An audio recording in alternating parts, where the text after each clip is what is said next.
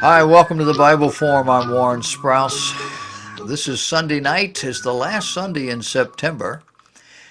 We have spent an entire week glued to our television sets. There's only one thing that has dominated our lives this week. In two words, it is Brett Kavanaugh. I think that there are few things that have captured the attention of the public as much as this event we call the Kavanaugh issue. Brett Kavanaugh is a lawyer. He's also a U.S. Circuit Appeals judge in what is called the most important circuit, the Washington, D.C. circuit. He's been a lawyer since 1990. More than half his law clerks have been women, 25 out of 48. And more than 25% have been people of color, 13 out of the 48. His accuser this week, a woman by the name of Christian Blasey Ford, is a clinical psychological professor at Palo Alto University, California. She's a registered Democrat who has contributed to political causes aimed at helping Democrats and progressive candidates. Her husband says that during a therapy session 6 years ago, she detailed an assault by two drunken boys, one of which pinned her to a bed, molested her, and tried to prevent her from screaming. She worried that one day he may be nominated to the U.S. Supreme Court. By advice of counsel, Ford took a polygraph test, which apparently demonstrated she was being honest. Results have been shared with the Washington Post. Judge Kavanaugh is adamant that this did not include him. He says he did not attend these parties, did not have sex with a woman until he was well into his mid-20s, not being overly precise about that. And on Thursday, this circus arrived at the Senate chambers in Washington, D.C. Going in, Americans in this country are usually presumed innocent until proven guilty, at least in a court of law. And so far, the polygraph test is no longer presumed accurate, and they are no longer automatically permissible in court. You see, polygraphs are based on the assumption that people give off certain physiological indicators when they lie. An increased heart rate, perhaps, perspiration, things like that, which we have learned people can train themselves to mimic or not have at all. And thirdly, the FBI has run background checks on Judge Kavanaugh on 5 or 6 prior occasions, turning up nothing remotely like this from his past. Fourthly, his accuser kept all of this private for more than 29 years, revealing it only in therapy 6 years ago, and again doing nothing about it. No police report, no legal action, no comment, no attempt to contact this man for redress. Now, as I said, Mrs. Ford is a political liberal. She's financially supporting both liberal and progressive causes. And in this vein, she is somewhat of an activist, since most politically persuaded people do not give money to any particular political party. Mrs. Ford comes across as sincere, even though there is a swarm of silliness and chaos that surrounds the issue. The question that needs to be asked, that is the elephant in the room, is where's the proof? Of course, a Senate hearing is not the same as a court trial. Opinion is just as important as are facts in this particular venue. The Democrats are lined up against Kavanaugh. The Republicans are lined up for him. He is the appointee of a Republican president, after all.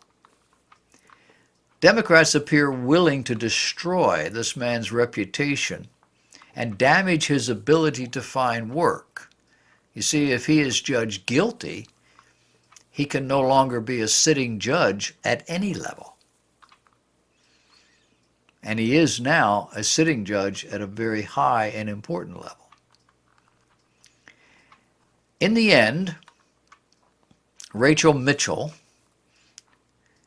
a sex crimes prosecutor, I think from Arizona, who was hired by the Senate to ask questions of Ms. Ford. The questions came from the senators, but having this woman ask them took all the angst, the frustration, the fear out of it, which was probably a wise thing to do. But she spelled it out and was clear with senators that she could not take this anywhere near a courtroom. That whatever transpired in those chambers didn't come close to anything that could be even considered in a courtroom. She told the senators that she wouldn't charge the Supreme Court nominee, reportedly also saying she wouldn't seek a search warrant based on her testimony. And this is a woman who for 20 odd years has dealt with women's issues on the legal level. I think she's an attorney. However, the president has called for an FBI investigation, not a full-blown investigation, even as the Senate committee is proceeding with the nominating process, which they did on Friday. The problem: Judge Kavanaugh's life is an open book. It has been verified, it has been certified by the FBI 5 or 6 times. Mrs. Ford's life is not like that. And more than this, she admits to being emotionally and psychologically conflicted, paying for therapy for over the last 6 years. The best she could hope for in an objective venue is sympathy, which I'm sure she got from most people. And the reason is there are no facts to support her claim. In fact, there are at least 100 women, many she no doubt knows, who have publicly signed a statement attesting to Judge Kavanaugh's veracity, integrity, and morality during the time in question. In addition, 2 men came forward to say that they were the ones Mrs. Ford was talking about. This is what passes for objectivity and the rule of law in 21st century America.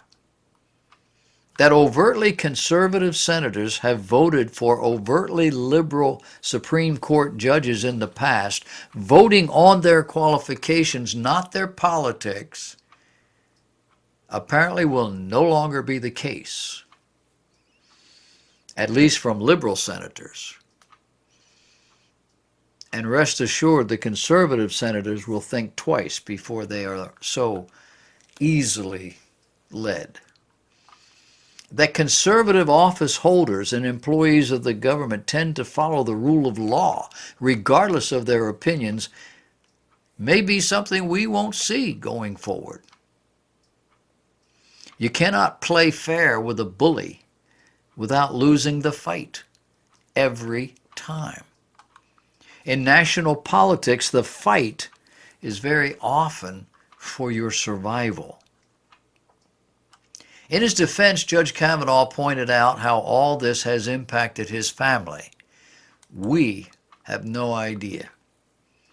Pointed out how all this was deliberately held in secret for 6 weeks before it was disclosed. How this allegation was unleashed and publicly deployed despite Dr. Ford's wishes. She said that she was not willing to do this. In my observation, as I watched her, I saw a woman who was clearly uncomfortable in this spotlight. How all four people allegedly at that party, including his accusers, longtime friend Miss Kaiser, have said they recalled no such event. Miss Kaiser's attorney's letter states, quote, Miss Kaiser does not know Mr. Kavanaugh. She has no recollection of ever being at a party or gathering where he was present or with or without Dr. Ford. End of quote. The committee meeting was delayed 10 days after receiving this accusation, during which time all sorts of public suppositions were expressed relative to me, Judge Kavanaugh says, my character and my fitness for this office, without me being able to defend myself. He went on to say, shortly after I was nominated, the Democrat Senate leader said he would, quote, oppose me with everything he's got. A Democrat senator on this committee publicly referred to me as evil. Another Democrat senator on this committee said, quote, Judge Kavanaugh is your worst nightmare. A former head of the National Democrat Committee said, quote, Judge Kavanaugh will threaten the lives of millions of Americans for decades to come. He went on to point out that this has destroyed his family and his good name. A good name built up through decades of very hard work and public service at the highest levels of the American government. Now try to imagine what life is going to be like moving forward for every member of this family. Try to imagine when he is appointed to the Supreme Court, which I believe he will be, how every liberal news outlet will respond at every decision he supports or does not support, especially those with social implications. This is what we have begun. This is what passes for entertainment. It is entertainment on the backs of political theater.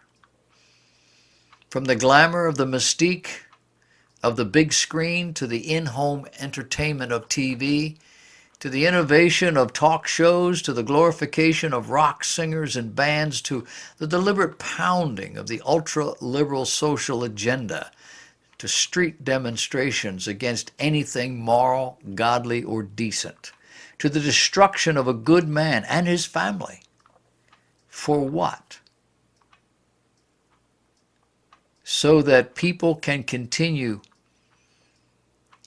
to have fun with sex and profit from the abortions and the media outlets that cover all of the rest. Because all of this is about Roe v. Wade. A law made in a vacuum with no objective facts. A law that could not possibly pass today if it were adjudicated the same as it was in the early 70s because of our technology. It was a law based on drawings of what a fetus looked like in utero during the first trimester of gestation. Drawings that demonstrated how human beings are no different than any other animal in that first trimester, and therefore it's not the taking of a human life. Drawings that today would be laughed out of court given the advent of X-ray and ultrasound. We now have 3D imaging and hologram technology where doctors can reach into the image in utero and apply markings on the soft tissue of that anatomy in the X-ray and the 3D ultrasound images in preparation for surgery later. This is what the godless liberals and progressives fear the most. A day when it will be against the law to kill babies in their mother's womb for no reason except we want to. A day when sex outside of marriage will suddenly become more costly. A day when all the fun of sex will once again come with a price. These people are evil. Their hearts are hardened against God and against all that is objectively right, moral, and good. And they will fight with everything they have to keep truth from interfering with their life and entertainments, and yours too. Oh, and Bernie Sanders wrote a letter to the Republican chairman of the Judicial Committee as soon as the meetings were over. It read in part, the FBI must examine the veracity of Kavanaugh's statements under oath, in addition to the sexual assault allegations against him. Kavanaugh's truthfulness with the Senate goes to the very heart of whether he should be confirmed to the court. Senator Grassley, chairman of that committee, responded in print by pointing to another letter Sanders wrote less than 24 hours after receiving 307 judicial opinions that Judge Kavanaugh wrote during his 12 years on the bench. Over 500,000 pages of documents, over 40 hours of live testimony, and answers to more written questions than every prior Supreme Court nominee combined. A letter uniformly against Judge Kavanaugh. He continued by saying, am I now to take it that you are undecided about Judge Kavanaugh? And I say, you gotta love it. America at the end of our run.